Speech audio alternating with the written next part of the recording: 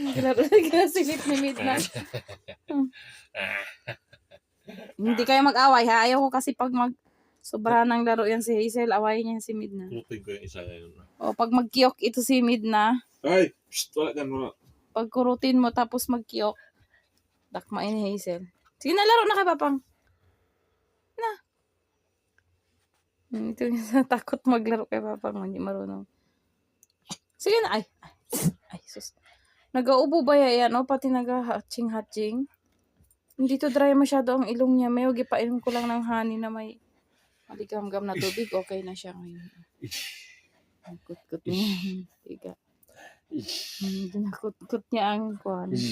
Ganun yung pag nagalaro niya ni Papang mo, ginakut-kut niya ang inggit. Ganun yan si Mid na maghiga.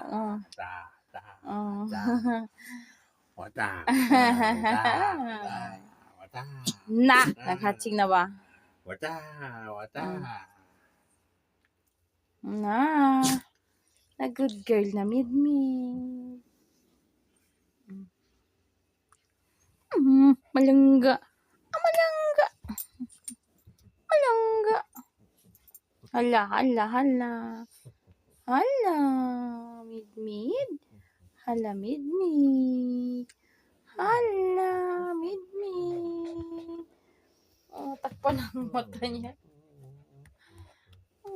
Na! Ano ba yan?